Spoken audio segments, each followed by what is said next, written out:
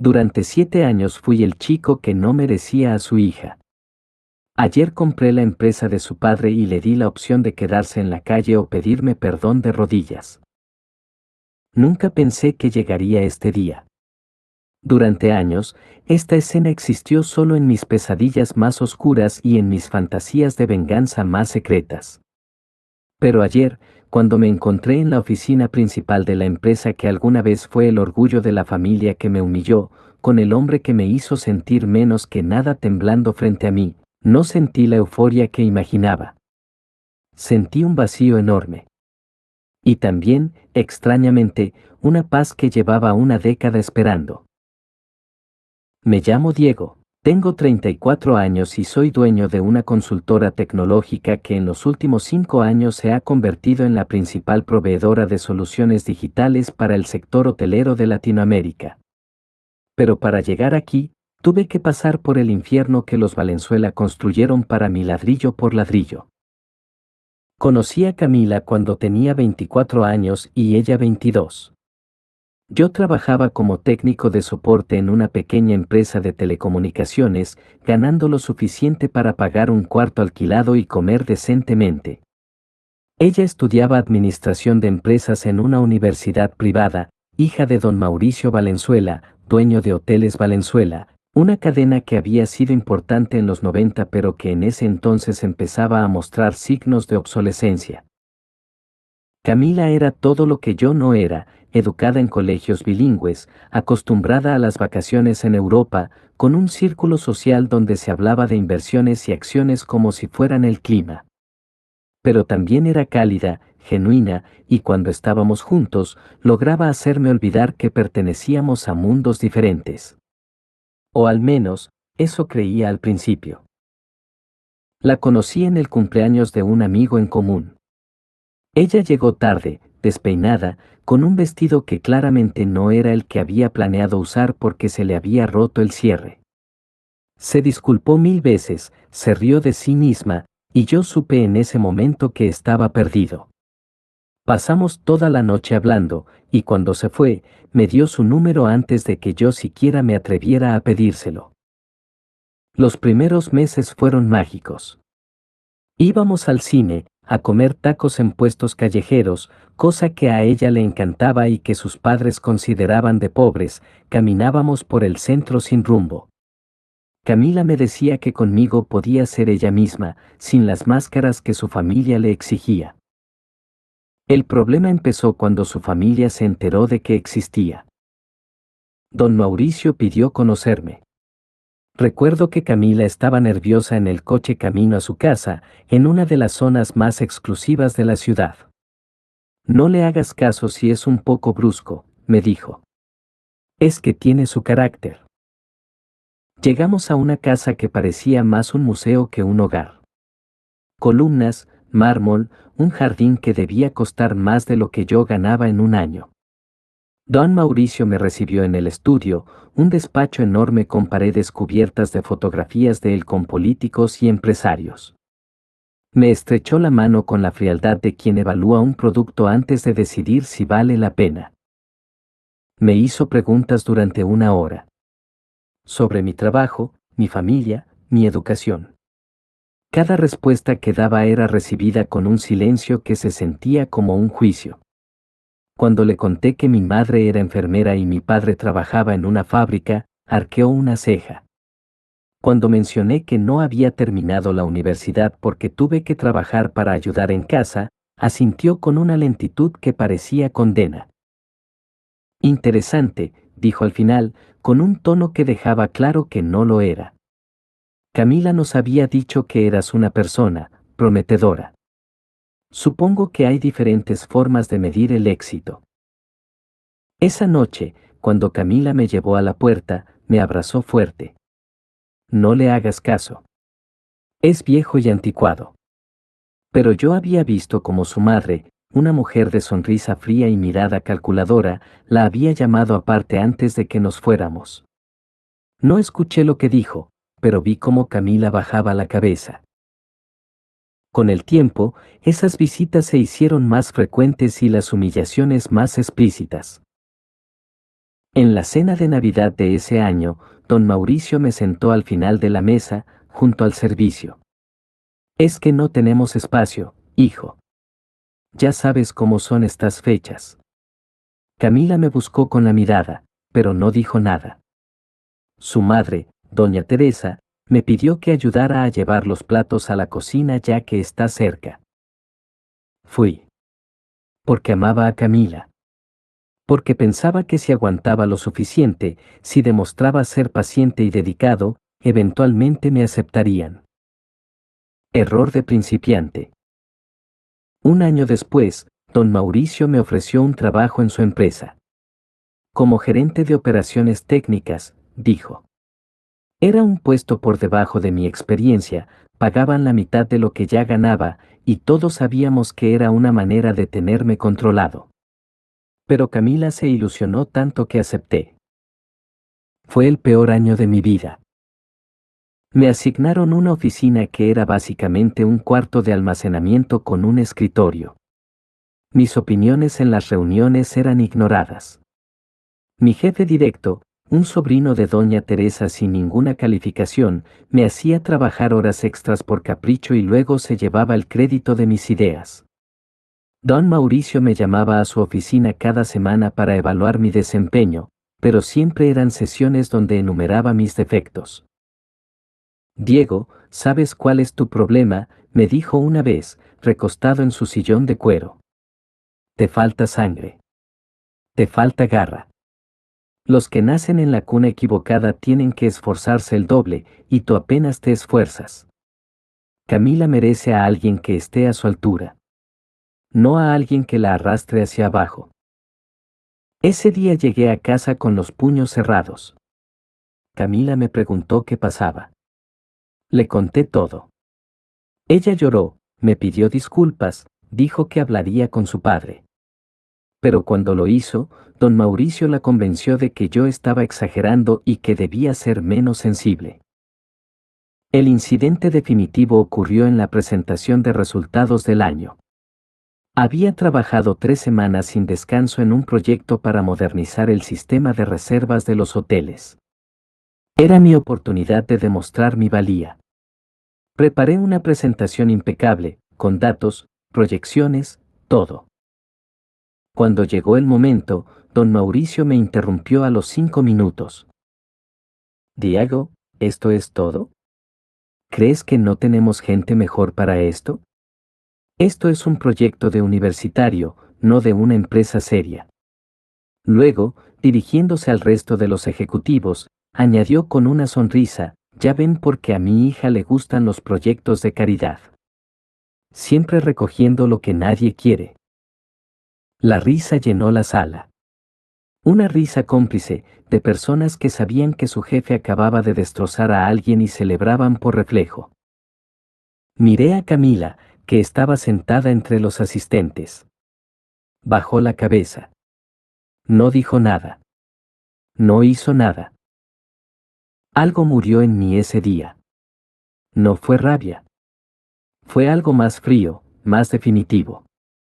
Como si un interruptor se hubiera apagado para siempre. 2 semanas después, renuncié. Camila no lo entendió. Me dijo que estaba tirando una oportunidad, que su padre me estaba probando, que si aguantaba un poco más, todo cambiaría. Le expliqué que ya no podía, que cada día en esa empresa me estaba destruyendo, que su padre no me iba a aceptar nunca y que ella tampoco me defendía. O sea que me estás dejando por tu orgullo, gritó. Mi familia tiene razón. Nunca vas a ser suficiente para nadie. Esa frase me partió en dos. Pero también me dio claridad. Me di cuenta de que Camila, en el fondo, había absorbido el veneno de su familia. Ella también creía, aunque no lo admitiera, que yo era menos. Que estaba conmigo por caridad, por rebeldía, por lo que fuera menos que por amor verdadero. Me fui esa noche. No hubo una gran pelea. No hubo despedida. Solo recogí mis cosas de su departamento, que su padre pagaba, y me fui a mi cuarto alquilado. Cambié mi número, borré sus contactos, borré sus fotos. No por rabia, sino por supervivencia. Los primeros meses fueron duros. Trabajé en lo que pude, como repartidor, como asistente en una tienda de tecnología, como soporte técnico nocturno. Pero empecé a ahorrar cada centavo. Me inscribí en cursos online, obtuve certificaciones, me especialicé en automatización hotelera. Al año, con $8,000 ahorrados, fundé mi primera empresa, una consultora que ofrecía sistemas de gestión para hoteles pequeños, los que no podían pagar las soluciones caras que usaban los grandes. Empezó lento, pero poco a poco fue creciendo. Los hoteles pequeños me recomendaban a otros pequeños. Mis sistemas eran eficientes, económicos y sobre todo, funcionaban. A los 3 años, una cadena mediana me contrató para renovar toda su infraestructura tecnológica. Fue mi primer gran salto. A los 4 años, ya tenía clientes en 3 países. A los 5, mi empresa valía más que Hoteles Valenzuela. Y ahí fue cuando empecé a prepararme. No fue venganza inmediata. No fue un arrebato de ira. Fue una estrategia calculada, fría, de manual. Durante 2 años, adquirí silenciosamente acciones de Hoteles Valenzuela a través de intermediarios. La empresa de don Mauricio estaba en declive, sus hoteles eran antiguos, sus sistemas obsoletos, su reputación en caída. Los bancos les cortaban el crédito, los inversionistas huían. Aproveché cada debilidad. Les compré deudas a los bancos a precios de liquidación. Adquirí a sus proveedores principales. Les gané contratos con las agencias de viajes más importantes.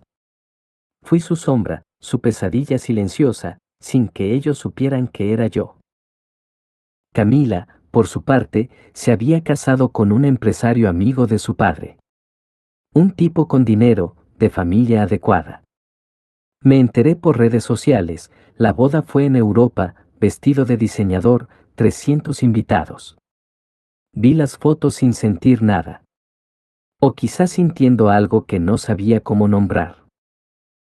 Hace 6 meses, cuando tuve el 51% de las acciones de Hoteles Valenzuela, convocaron a una junta de accionistas. Don Mauricio no entendía quién había comprado tanto. Cuando mi abogado se presentó con los documentos, el rostro del viejo se descompuso. No puede ser, dijo. ¿Quién es? ¿Quién está detrás de esto? Mi abogado me llamó por teléfono. Puse el altavoz. Don Mauricio, soy Diego. ¿Cómo ha estado? El silencio en la sala fue absoluto. Luego, su voz, temblorosa, ¿tú? ¿Pero cómo? Con trabajo, don Mauricio. Con el tipo de trabajo que usted decía que nunca tendría. Con la sangre que usted decía que me faltaba. Con la garra que los que nacen en la cuna equivocada tenemos que tener el doble. Ayer, don Mauricio vino a mi oficina. Mi oficina. En el piso 20 de un edificio que lleva el nombre de mi empresa. Me pidió una reunión en privado. Acepté por curiosidad, por necesidad de cerrar este capítulo. Llegó con doña Teresa. Ambos envejecidos, derrotados. Él, que antes parecía un gigante, ahora era un anciano encorvado. Ella, que siempre tenía la sonrisa fría, ahora apenas podía levantar la mirada. Diego, empezó don Mauricio, con una voz que nunca había escuchado. Suave. Casi sumisa. Hemos venido a pedirte que reconsideres. La empresa es todo para nosotros. Es el legado de mi padre, de mi abuelo. Si haces lo que planeas, nos quedaremos sin nada. Don Mauricio, respondí, recostado en mi silla, usted me enseñó que los negocios son negocios. Que no hay lugar para sentimentalismos. Que si uno no es lo suficientemente fuerte, merece perder. ¿No fue eso lo que me dijo cuando me humilló delante de toda la empresa? Doña Teresa intervino: Diego, por favor. Somos la familia de Camila. La mujer que amaste. ¿No significa nada eso? Ahí fue cuando sentí algo. No lástima, no arrepentimiento. Una especie de tristeza fría. La mujer que amé, dije lentamente, me dejó humillar por ustedes durante años sin decir una palabra. La mujer que amé me dijo que nunca sería suficiente. La mujer que amé se casó con un hombre de su nivel y nunca, ni una sola vez, se preocupó por saber qué fue de mí. Don Mauricio cerró los ojos. Cuando los abrió, estaban húmedos. ¿Qué quieres, Diego? ¿Dinero? ¿Acciones? Lo que sea. Pon las condiciones. Me levanté de la silla. Caminé hacia la ventana, miré la ciudad allá abajo. Los autos, la gente, todos corriendo hacia algún lugar. Y supe lo que tenía que hacer. Esto es lo que quiero, dije sin volverme. Quiero que me pidas perdón. De rodillas. Como yo me arrodillé ante usted cada vez que me humilló. Como me arrodillé cuando acepté su trabajo de mierda. Como me arrodillé cuando me senté en la mesa del servicio en su casa. El silencio duró una eternidad. ¿Qué? Susurró doña Teresa. Perdón. De rodillas. En esta oficina. Con la misma gente que me vio humillado aquel día en la presentación. Quiero que sepan quién ganó al final. Quiero que sepan que él, don Nadie, construyó algo más grande que su orgullo podrido. Don Mauricio se levantó lentamente. Vi cómo su orgullo luchaba con el miedo. Cómo los años de soberbia se enfrentaban a la realidad de que todo lo que había construido se desmoronaba. Vi cómo su columna se encorvaba, cómo sus hombros caían, cómo sus piernas temblaban. Se arrodilló. No fue dramático. No fue grandioso. Fue patético. Un anciano derribado por su propio orgullo, arrodillado en una oficina que no era suya, pidiendo perdón por años de desprecio. Lo siento, dijo. Su voz se quebró. Lo siento, Diego. Tenías razón. Tú siempre tuviste razón. Yo fui un arrogante, un estúpido. Perdón. Doña Teresa se arrodilló a su lado. También lloraba. Perdónanos. Fuimos crueles, injustos. Te tratamos mal porque tenías lo que nuestra hija necesitaba: honestidad, trabajo, corazón. Y nosotros no supimos verlo. Las miré. Sentí algo que no esperaba. No satisfacción. No victoria. Un cansancio profundo, como después de una batalla larga y sin sentido. Me acerqué a ellos, los ayudé a levantarse. No por bondad, no por perdón. Porque ya no me importaban. Porque al final, la venganza no me devolvía los años perdidos, ni el amor que creí tener, ni la inocencia que perdí. Les voy a dar una oportunidad, dije. Les voy a comprar el 100% de la empresa. A precio de mercado, no de liquidación. Con eso pueden vivir el resto de sus vidas sin preocupaciones.